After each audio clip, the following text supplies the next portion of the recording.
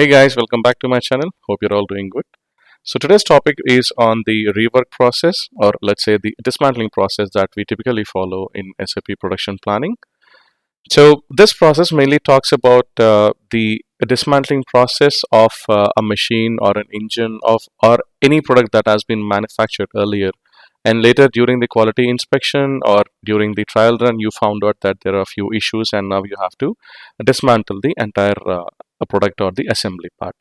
So after dismantling the process, how are you going to segregate the raw materials or any packaging materials that has been used in the manufacturing process, so that we can actually have the ability to recheck them and then decide whether the raw materials can be used for a subsequent manufacturing or the assembling process.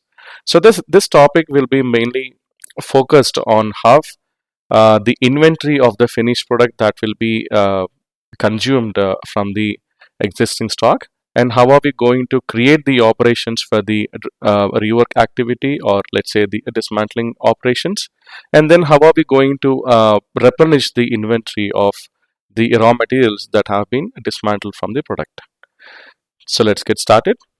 So here in this slide, you basically can see the finished product. So I'm taking an example of an engine or a machine. So whatever it is, basically. So this is a machine which basically has these four pistons along with the crankshaft and the propeller, right?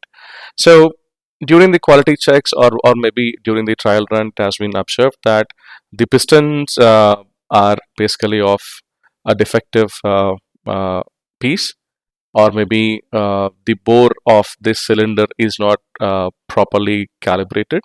So for some reason we have to basically dismantle the entire engine block and then remove these pistons from the assembly and then keep it aside so that the quality checks will be performed, and then the uh, quality engineer is going to decide whether these pistons can be reused for the subsequent manufacturing process, right? So here we are just dismantling the piston from the engine block, and then we are keeping uh, the inventory available for the subsequent steps. Need not be always the engine or any mechanical part, but basically it depends on the industry basically you're in. So let's say if you are into pharma or an food manufacturing, or maybe an FMCG. So typically we cannot actually dismantle those products, right? Because it's a curated process, or maybe the combination of two or more ingredients, right? So which cannot be dismantled. But if it has failed the quality checks, then you have to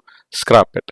So typically we use, or this rework process is suitable mostly for the discrete manufacturing process or the repetitive manufacturing process as well, where your industry falls into the category of mechanical or the machinery manufacturing, right? So let's get into SAP and see how we basically can manage the entire process in the system. So the first thing I'm going to do is to check the inventory available for the finished product. So here my example is basically an engine block, and I'm just keying in the material code and the plant and execute. Yeah, so now we can see that we have an available inventory of 145 units, where 2 is basically allocated to a special stock or a sales order stock. So let me go to the MD04 screen and see if we have any further demands. Yeah, so we do not have any demands, we only have the inventory and then the customer stock assigned to it. So the next step is basically to assume that out of this available 145 units, uh, let's assume that we have maybe 45 units that must be uh, you know dismantled, or you need to perform some rework activity, right? So we are going to create a rework production order for this 45 units basically. So to create a rework order, we basically use the transaction CO07. If I go to CO01,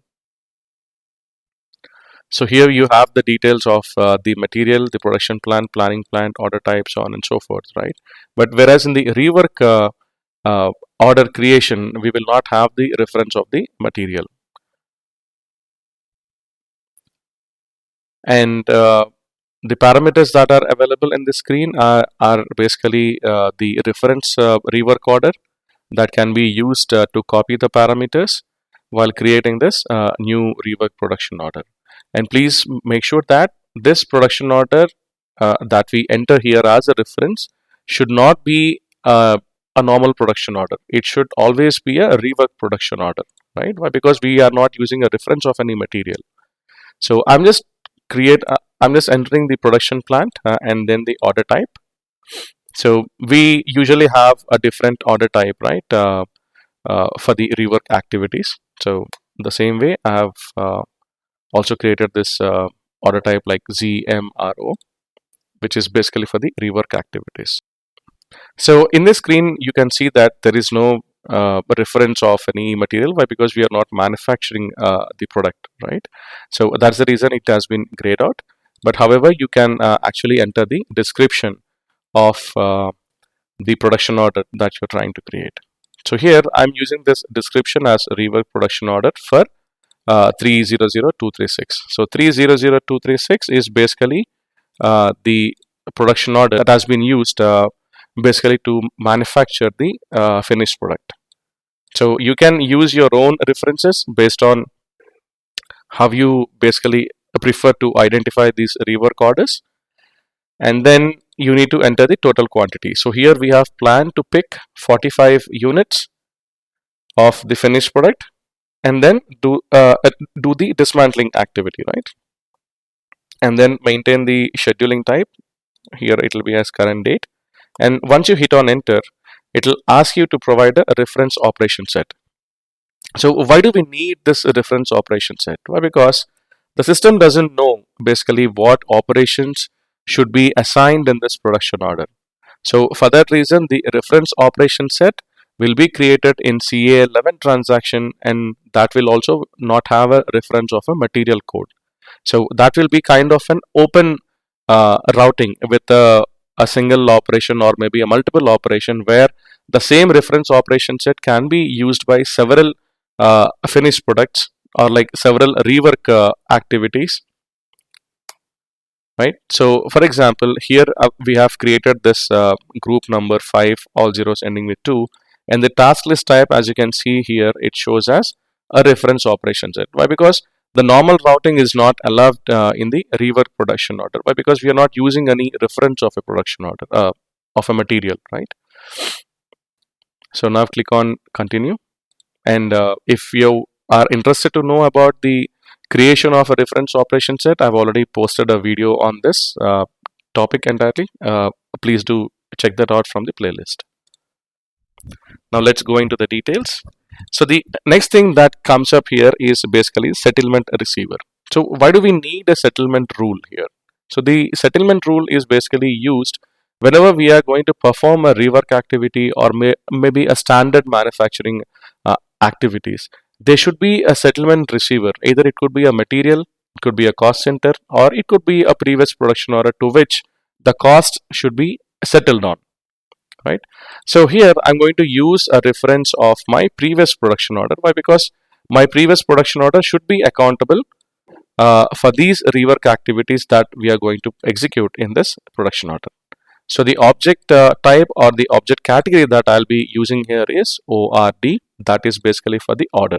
So typically, if you see a standard production order, you will be having the category type as MAT, where the material will be your settlement receiver. So if I open one of the existing production orders, the settlement rule, so here we have it under more header and then the settlement rule. So here you can see that the finished product itself is basically the settlement receiver. But whereas in the rework order, since we do not have a material being allocated to it, we have to manually enter the settlement receiver. It depends on your business again. If they want to have this to be settled in a cost center, then you can assign the category as CTR, basically for the cost center. But for now, let's go with the order. And then I'm using this production order number through which it has been manufactured earlier. And then you also have this option to enter the percentage of settlement. So let's say if you would like to settle the the entire rework cost on only one production order, so then you can enter the settlement percentage as 100%. But if not, you would like to split it across two or more production orders, so then you can enter the settlement percentage as 50 for the first line, and the second line might have a different production order, and the rest percentage goes to the other production order. But for now, I am going with only one object, which is my production order as my 100% settlement receiver. So now go back. Let's go to this operations tab and see what is basically assigned here. So since we have assigned the let me go to the auto header again, the master data. So here we have the reference operation set that we have selected in our previous steps, right? So based on this particular group number, the operation assigned in this reference operation set has been copied into the operation screen of the production order. So we basically have only one operation assigned into the reference operation set. And now if we go into the component overview screen, we can see that there are no components assigned here, but because these components will be picked basically from the bill of material for the material which has been allocated in the production order. But since we do not have a material, we cannot have the bill of material components as well being updated over here. So for that reason, what we basically do is go to the BOM of the finished product. So let's say I'll use this production order, the actual production order through which the FG has been manufactured, and go into the details of the master data, go to the BOM, and here I can see that these two are the components that I have used to assemble my finished product. The bill of material says that to manufacture one each or one part of this finished product, I would need one part or one piece of this particular component, block RM, and 5 units of the cap BLK, right? So these two are the components that I need. So now since I'm using it in this rework production order, I can basically copy these two components, but because I know that these two components will be coming out when I perform the rework activity, right? So I'm just copying these two components and updating it over here. So now the requirement quantity, so here is something that we need to be mindful of, because the requirement quantity usually appears in the positive quantities, right? But because that is where we basically consume the raw material from the inventory and then use it in the manufacturing process. But here we are basically performing a rework activity or a dismantling operation, and then placing these two components into the inventory, so which is a kind of a byproduct now, right? So now my byproduct quantity, what I assume is that once I perform the dismantling operation, the first component will be updated as 45 units into the inventory, and the second component I assume that I will be updating 100 units after the dismantling operation. So basically you can calculate them based on your bill of material quantity, and the calculated figures can be updated over here in the component overview screen. And then I'm going to assign the item category as L. Why? Because these are going to be the stock items. And now it is basically asking me to allocate these two components to the operation. So my operation that I have here is operation 10, and then it is asking me to allocate the item category for the second component. So L again, now the operation number 0010, right? So now we understand that after I perform the dismantling operation, I will have these two components updated into the inventory, like 45 and 100 units each. But to dismantle or maybe perform this dismantling operation, I need to have a finished product available as well, right? So my finished product, I have it in the inventory of 145 units. So this is my material, and I'm going to update it as a component, and I need to pick 45 units from the inventory, right? So I'm going to assign this in the positive case, and the plant as 1000, and the storage location, the inventory is available is 100B. 100B. Now hit or enter. Right. So now we have the bill of materials created for the rework activity. So now you know that we typically use a backfetch activity and a manual consumption activity, right? So if you want to perform this backfetch activity during the operation confirmation, then you can activate these check boxes over here, or maybe you can assign the backfetch indicator in the operation details or the work centers associated to this to these components. So if you want to know more about the backfish concept, there is also a video uploaded in the channel, so please check it out. So now let me save this production order since we have the operation created and also the components are assigned. So I'm going to save it, and now you have this production order number created 1000689. So I'll just keep it in the display mode so that I will not miss it. Right. So the next step is basically to go to the transaction Migo and then do the goods issue. We first need to pick the engine block from the finished product, right? So I'm going to paste this goods issue, and then I think I have not released the order. My bad. We basically have to release the order, right? Okay, release the order. Okay, it says that the release has been rejected. If I go to the logs and release, yeah, there is an error message, and it says that there is no profit center basically assigned to the order. The reason is that since we do not have a material associated here in the rework production order, we will have to manually allocate the profit center, and that will be available in the assignment tab of the production order. So assign this profit center and now try to release it.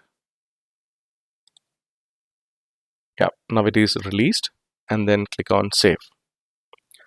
So let's go to Migo. The goods issue is our first step. Hit on enter. Now you can see the three components whatever have been assigned in the production order appear in this particular screen, right? So we should be mindful of the movement types that are being executed for each of these components. So as you can see, the first line, which is our raw material, is having the movement type updated as 531, and whereas the second component is also having it as 531. The reason is that these two components, the first component and the second component, are basically being removed from the removed from the finished product or the assembly, and then we are placing it back into the inventory. So we are kind of replenishing the inventory of these two materials. So that's the reason we have this movement type updated as 531.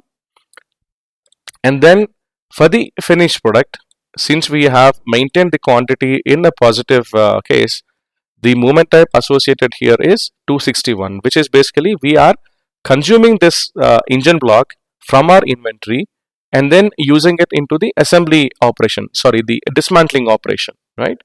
So here you can do it either ways. Once you pick the part physically and then post the transaction later into SAP so that you know the actual quantities, or you can first consume the quantity of the finished product, use it in the dismantling operation, and after the dismantling process you can basically perform the goods issue of the other two components. So let's say according to the production order, I'm expecting this particular component to have 45 pieces available after the dismantling process. But in actual, during the dismantling process, some of them might have been destroyed for some reason during the mishandling process or any other reason. So then my actual quantity that comes out could be 40, or it could be 35, or it could be 45 as well according to the plan, right? So if your case could be in that way, so that you will know the quantity only after the operation has been executed. So it is better for you to post the transaction after the confirmation has been carried out. Okay, so right now we will just consume the finished product for the total quantity of 45 units with the 261, and I'm not going to select the other two components. Why? Because I do not know the exact quantity that will be coming out after executing the operation, right? So before I click on post, let me show you the stock overview of the finished product. Here it is 145 units, and you can see that the 45 units have been reserved into our rework production order. Okay, now I go to this goods issue and then check. Okay, some issue with my posting dates. Okay, no problem, I'll use the previous month and then post. So my expectation is that the 45 units available in the inventory should be removed from the stock. Refresh. Yeah, there you go. So now you can see that the 145 units have been updated to 100, and the 45 units have been consumed into the shop floor. So since we have this finished product in the shop floor, the next step is basically to confirm the production order or the operation. So let me copy this production order 689, put it over here, and then select the operation. So here my operation is a dismantling operation. Then click on actual data. Yeah. So here my expectation or the plan is basically to yield out 45 units once this operation has been completed. So I'm going to use this as a final confirmation, and yeah, that's it. So here we have our setup time, machine time, and labor time. So these are basically calculated proportionally based on the lead times that we have updated in our reference operation set. So now click on save so that the confirmation will be completed. So now since we know that the confirmation, the rework or the dismantling operation has been completed, the next step is that the user is aware of how many quantities of those raw materials are now available for reprocessing or reusage. So let's say the first one, maybe I have just yielded out 43, and the second component I have yielded maybe 90. Why? Because the rest of them have been damaged during the dismantling process. So before I post this, since we have this movement type as 531, as you can see here, let me check the inventory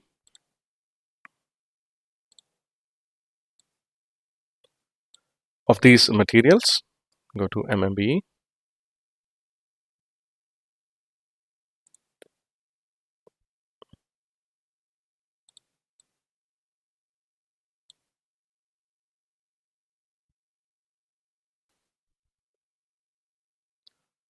Yes. So now here we can see that we have an unrestricted use of 9,877, out of which 45 have been reserved in the rework production order, but this will be added into the inventory but not consumed basically. So you will see this as a receipt reservation but not as a reservation, right? So both are completely different concepts. So we are expecting 45 coming out from a specific production order or a rework order. So 9877 plus 45. So that is what I am expecting. But here it will be 43. Why? Because only 43 have been yielded out without any damages. So select these two items and then click on post. Before that, let me change the date and post. Now we can see the material document updated. Go back to the stock overview and do a refresh. We expect the quantity to be increased, and as you can see here we have 9920, the new quantity that has been replenished after the goods issue has been posted with 531 movement type. And in the receipt reservation you still have this 2 open. Why? Because in the rework production order the actual quantity that we have allocated here is 45 units, right? So until we mark this rework production order as technically completed, the receipt reservation would not disappear from the from the stock overview or the stock statistics of the raw materials. Okay, so since we have posted the confirmation and we have also posted the 531 or the receipt of byproduct into the inventory for the raw materials, let's assume that the rework process has been completed.